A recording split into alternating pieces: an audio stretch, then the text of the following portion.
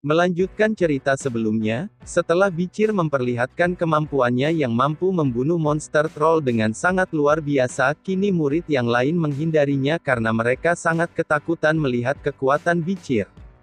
Tak lama kemudian Bari datang dan memberitahukan kepada Bicir kalau Hugo sedang memanggilnya dan memberitahu Bicir untuk segera pergi menemuinya. Sementara Hugo, ia sedang kedatangan tamu yang merupakan seorang pemimpin klan Morge bernama Adolf. Diketahui kalau klan Morge adalah klan yang berfokus kepada magic dan merupakan klan pengguna magic terbaik. Maksud kedatangan Adolf adalah ia ingin memastikan agar Hugo mempersiapkan murid-muridnya untuk ikut dalam turnamen yang biasa mereka lakukan setiap tahun. Adapun yang ikut dalam turnamen antara dua klan adalah mereka yang berusia 8 tahun sampai 15 tahun. Selain mengingatkan Hugo tentang turnamen, alasan sebenarnya Adolf datang adalah ia ingin memamerkan cucu kesayangannya bernama Camus yang dianggap sebagai bocah jenius dari klan Morge. Namun Hugo hanya tersenyum karena ia juga memiliki satu anak yang sangat jenius yang tak lain adalah Bicir. Camus yang baru saja bertemu dengan Hugo, ia langsung mengatakan kalau klan Baskerville telah mencuri tambang kristal mereka. Camus bahkan meminta agar Hugo mengembalikannya kepada mereka. Mendengar itu Hugo pun seketika menjadi sangat kesal, namun ia memakluminya karena Camus hanyalah seorang bocah. Sementara Adolf ia menjadi panik dan mengatakan kalau Camus hanya asal bicara. Tak lama kemudian Bicir akhirnya datang, sambil mengatakan kalau tidak seharusnya anak-anak diajarkan untuk iri terhadap sesuatu yang dimiliki oleh orang lain. Camus yang mendengar itu ia pun langsung menghampiri Bicir dan mengoceh panjang lebar mengenai tambang batu kristal itu. Sementara Bicir, ia malah terkejut melihat sosok Camus kecil. Diketahui kalau sebelum Bicir regresi, Camus adalah sosok wanita yang sangat kuat dan disebut sebagai jenius dari semua jenius. Selain itu ia juga dijuluki sebagai Ratu Kecantikan, karena kecantikannya dapat memanipulasi semua orang di kekaisaran pada saat itu. Di masa sekarang Bicir tak menyangka kalau ia bisa melihat sosok imut dari Camus kecil. Sementara itu Camus terus mengoceh dan mulai membuat sebuah peta menggunakan sihirnya. Di mana ia kemudian menjelaskan kalau tambang kristal itu seharusnya sepenuhnya menjadi milik mereka karena penambangan kristal dimulai dari wilayah mereka. Namun karena penambangan itu melewati wilayah dari klan Baskerville, sehingga klan Baskerville juga mengambil keuntungan dari batu kristal dengan alasan pembayaran sewa wilayah. Adapun alasan Camus sangat peduli dengan tambang batu kristal, karena energi yang terkandung dalam batu kristal dapat membuat para pengguna magic menjadi lebih cepat bertambah kuat. Bicir juga sangat mengetahui kalau batu kristal itu sangat berharga bagi klan Morge karena akan sangat membantu perkembangan murid-muridnya. Namun Bicir mengatakan kalau mereka sama sekali tak peduli dengan batu kristal itu dan mereka juga tak begitu membutuhkannya karena mereka bertarung menggunakan pedang bukan menggunakan sihir. Namun mereka hanya mementingkan wilayah mereka yang dimasuki oleh klan Morge, jadi akan sangat sayang jika wilayah mereka digunakan seenaknya saja. Mendengar itu Camus malah semakin kesal, ia menganggap kalau masalah wilayah hanyalah hal sepele yang dibesar-besarkan. Camus lalu menggunakan tangannya sebagai contoh tambang yang menyeberang masuk ke dalam wilayah Baskerville. Namun di saat itu juga Bicir langsung memegang tangannya dan mengatakan kalau tangan Camus sekarang menjadi miliknya, karena beraninya ia melewati wilayah Baskerville. Namun wajah Camus malah menjadi merah karena Bicir memegang tangannya dan mengatakan kalau ia adalah miliknya. Namun tak lama seketika raut wajah Camus dan semua orang berubah ketika Bicir mengeluarkan sebuah pisau dan akan memotong tangan Camus. Melihat itu seketika Adolf mengeluarkan kekuatannya dan menyuruh Bicir untuk berhenti. Camus langsung memeluk Adolf sambil menangis ketakutan. Sementara Bicir ia mengatakan kalau ini hanyalah pisau mainan dan ia hanya ingin bermain-main dengan Camus seperti yang biasa mereka lakukan di klan Baskerville. Namun meski begitu Adolf masih kesal karena beraninya Bicir membuat cucu kesayangannya menangis. Melihat itu Hugo lalu mencoba menenangkan Adolf dengan mengatakan kalau ia punya ide yang bagus tentang pembagian tambang kristal. Tapi sebelum itu mereka harus menyelesaikan turnamen terlebih dahulu dengan mempertemukan Camus dan Bicir. Singkat cerita tibalah saatnya turnamen antar klan dimulai. Di mana para murid mulai bertarung satu sama lain untuk membuktikan siapa yang terkuat pengguna magic atau pengguna pedang. Sementara di arena lain Bicir dan Camus juga sudah siap bertarung. Camus memulai pertarungan dengan langsung mengeluarkan 3 elemen sihir sekaligus. Di mana itu membuat murid senior dari klan Morge mereka tak percaya kalau Camus yang baru berusia 8 tahun bisa menggunakan skill itu. Begitu juga dengan Adolf, ia tersenyum kegirangan dan mengatakan kepada Hugo kalau inilah kekuatan dari sang jenius. Namun ketika Camus mulai menyerang tak ada satupun sihirnya yang berhasil mengenai Bicir. Malahan dalam sekejap Bicir membuat Camus terlempar dengan hanya menggunakan sentilan di dahinya. Adolf yang melihat itu ia pun tak bisa berkata-kata, murid jeniusnya dibuat terlempar hanya dengan sebuah sentilan. Sementara Camus ia menjadi sangat kesal karena merasa Bicir hanya mempermainkannya. Ia kembali mencoba menyerang, namun ia kembali terkena sentilan di dahinya. Walaupun Bicir mampu membunuh Camus dalam sekejap, namun ia memilih untuk membiarkan orang lain menangani Camus yang sedang kesal. Sehingga Bicir mengarahkan Camus ke arena di sebelahnya di mana saat murid di arena sebelah mengeluarkan skill api yang cukup kuat, Bicir langsung menghindarinya, sementara Camus ia tak sempat menghindar dan terkena serangan itu. Adolf yang melihat itu, ia merasa sangat khawatir karena serangan tersebut cukup berbahaya. Beruntung Camus tak terluka berkat skill pertahanannya, namun bajunya menjadi rusak akibat terkena sambaran api. Di dalam gumpalan asap Camus merasa sangat khawatir, karena ketika asap itu hilang, semua orang akan bisa melihatnya dengan kondisi yang memalukan. Namun di saat itu Bicir muncul dan langsung memberikan bajunya kepada Camus, sehingga ketika asap menghilang Camus merasa tak malu. Para murid yang melihat kondisi Camus dan Bicir, mereka pun merasa bingung siapa yang menjadi pemenangnya karena mereka tak bisa melihat apa yang sedang terjadi di dalam gumpalan asap. Kemudian ketika pertandingan selesai, Hugo menanyakan mengapa Bicir tak mengeluarkan kekuatannya untuk menghadapi Camus. Namun Bicir hanya menjawab kalau ia bingung menangani seorang wanita. Kemudian Hugo kembali menanyakan pendapat Bicir, rencana apa yang sebaiknya mereka lakukan tentang tambang batu kristal.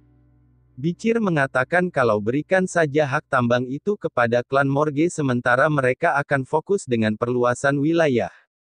Sementara klan Morge menambang di Gunung Red, maka mau tak mau mereka harus menyingkirkan monster dan barbarian yang hidup di sana. Dengan begitu perluasan wilayah klan Baskerville akan semakin lebih mudah. Mendengar itu Hugo mengatakan kalau pemikiran Bicir sama persis dengannya. Bicir lalu berkata di dalam hatinya, wajar saja sama karena sedari awal itu memanglah ide Hugo di kehidupan sebelumnya. Tak lama kemudian Adolf datang bersama Camus, di situ Adolf mempunyai saran tentang pembagian tambang batu kristal. Adolf mengatakan bagaimana kalau sebaiknya mereka menjadi keluarga saja dengan melakukan pertunangan antara Camus dan putra tertua klan Baskerville. Mendengar itu Hugo mengatakan kalau putranya telah berusia 25 tahun, jarak usia Camus dan putra tertuanya sangatlah jauh. Namun Adolf malah mengatakan kalau itu tak masalah karena hanya berbeda 17 tahun. Sementara Camus tentu saja ia tak setuju, ia mencari alasan dengan mengatakan kalau dia hanya akan menikahi orang yang lebih kuat dari ibunya. Diketahui kalau ibu Camus adalah salah satu orang yang terkuat di klan Morge. Sehingga ketika Adolf mendengar perkataan Camus, ia mengatakan kalau Camus hanya akan hidup seorang diri selamanya jika ia mencari pria yang lebih hebat dari ibunya. Camus kemudian melirik Bicir dengan tatapan penuh suka, di mana saat itu Adolf dan Hugo akhirnya menyadari kalau Camus telah menyukai Bicir. Seketika itu juga Adolf langsung berbisik kepada Camus kalau sebaiknya ia tak menyukai Bicir karena Bicir bukanlah keturunan klan utama. Hugo yang mengetahui maksud dari Adolf, ia memihak kepada Bicir dan mengatakan kalau keturunan utama dan keturunan sampingan tak ada bedanya di klan Baskerville. Mereka hanya perlu mendengar persetujuan dari Bicir. Dan tanpa banyak bacot, Bicir langsung mengatakan kalau ia ingin bertunangan dengan Camus jika itu adalah perintah. Mendengar itu seketika raut wajah Adolf menjadi sangat kesal karena anak yang bukan merupakan keturunan langsung beraninya menerima pertunangan cucunya. Namun karena sangat jarang Hugo membela anaknya yang bukan keturunan langsung, Adolf pun merasa kalau Bicir ini cukup spesial di mata Hugo. Sehingga Adolf menantang Bicir bertarung dengannya untuk melihat apakah Bicir layak menjadi tunangan cucunya. Adapun syaratnya, Adolf akan meletakkan sebuah kendi yang berisikan air di atas kepalanya, dan jika Bicir mampu menumpahkan setetes air saja maka Adolf akan mengakuinya layak menjadi tunangan cucu kesayangannya. Di sini Hugo tak ingin menghentikan mereka karena ia juga penasaran bagaimana Bicir akan menangani seorang pengguna magic yang sangat hebat. Namun di pertarungan ini Bicir tak mau mengeluarkan semua kekuatannya, ia hanya ingin melakukan secukupnya saja hingga Hugo merasa puas. Sementara Adolf ia hanya berdiam di tempatnya sambil memasang sebuah perisai. Meski hanya dengan sebuah perisai Bicir sangat kesulitan menembusnya. Namun dengan pengalaman bertempurnya di kehidupannya yang dulu, Bicir menyerang perisai itu terus-menerus di titik yang sama tanpa meleset sedikit pun, sehingga akhirnya perisai itu pecah dan membuat Adolf terkejut karena bagaimana bisa bocah 8 tahun bisa mempunyai akurasi berpedang yang sangat tinggi seperti seseorang yang sudah seringkali mengayunkan sebuah pedang. Meski Bicir berhasil menembus perisai itu namun pedangnya juga menjadi rusak dan patah akibat terus-terusan terkena benturan. Melihat itu Adolf mengatakan kalau Bicir masih sangat belum pantas untuk bertunangan dengan cucunya. Namun siapa yang menyangka pedang Bicir yang patah tiba-tiba saja sudah menembus kendi di kepala Adolf dan tanpa Adolf sadari sama sekali. Yang artinya bisa saja Adolf terbunuh di saat itu juga tanpa bisa bereaksi sama sekali, yang entah bagaimana cara Bicir melakukannya. Sementara Hugo ia menjadi tersenyum, karena dengan jelas ia melihat apa yang telah dilakukan oleh Bicir. Hugo mengatakan kalau sepertinya aku telah membesarkan anjing pemburu yang sangat licik. Setelah itu cerita berpindah ke 7 tahun kemudian. Kini anjing pemburu klan Baskerville telah berusia 15 tahun. Mereka tumbuh menjadi kuat dan mulai dilatih menghadapi monster tingkat tinggi secara berkelompok. Begitu juga dengan trio kembar mereka tumbuh menjadi lelaki kuat dan punya kerja sama yang sangat mengerikan. Monster yang baru saja mereka kalahkan adalah Oxbear yang sudah ditangkap, namun jika itu Oxbear liar maka sang pelatih mengatakan ia sendiri pun tak akan bisa menanganinya yang lebih besar. Sementara Bicir ia terlihat duduk dengan santainya di atas Oxbear yang telah dibunuhnya. Dikatakan kalau Bicir telah berada di level yang jauh dari kebanyakan murid, ia bahkan sudah lebih hebat dari pelatihnya sendiri, dan ia juga telah melampaui teknik berpedangnya di masa lalu. Tak lama kemudian Barry datang dan meminta Bicir untuk segera menemui Hugo, karena Bicir akan segera diberi tugas. Melihat hidung Hugo yang terluka, Bicir menanyakan orang sekuat apa yang bisa melukaimu. Hugo mengatakan kalau dia habis berperang melawan kelompok barbarian dan salah satu dari mereka memiliki kemampuan yang sangat hebat, namun ia juga berhasil memberi luka di wajah barbarian itu. Setelah menceritakan itu Hugo kemudian mengatakan kalau Bicir akan ditugaskan sebagai perwakilan pemimpin wilayah di kota Underdog. Mendengar itu Bicir sedikit terkejut, karena di kehidupan saat ini Hugo benar-benar memperhatikannya. Berbeda dengan kehidupannya yang dulu, ia malah ditugaskan ke sebuah gunung penuh dengan monster menghadapi kematian selama 21 bulan di dalam hutan, seperti layaknya anjing kampung yang bisa dibuang begitu saja. Namun di masa sekarang Bicir merasa cukup senang karena ia bisa belajar mengelola sebuah kota, dan tentunya ia bisa lebih mengasah kemampuannya tanpa Hugo menyadarinya. Singkat waktu, Bicir telah sampai di kota Underdog dan langsung menyuruh para pelayan menyiapkan sebuah pesta. Para pelayan yang mengetahui kalau pemimpin kota yang baru adalah seorang bocah berusia 15 tahun, mereka pun merasa kalau kota ini sudah tak ada harapan. Begitu juga dengan sang manajer bernama Chihua, ia merasa kalau pemimpin mereka kali ini juga hanyalah sampah karena di hari pertama saja Bicir sudah mengadakan sebuah pesta. Tak lama kemudian Bicir datang menemui Chihua dan menanyakan semua tentang kondisi kota saat ini. Karena kebetulan Chihua asli orang sini dan diangkat menjadi manajer sehingga ia tahu banyak tentang kota ini. Dia pun mulai memberitahukan semuanya kepada Bicir mulai dari peraturan kota, hingga tingkat kejahatan yang sangat tinggi di kota ini. Mendengar semua keluhan tentang kota ini, Bicir berencana membuat peraturan baru dan memberantas semua pasar gelap yang ada di kota ini, sehingga ekonomi pasar bisa kembali stabil.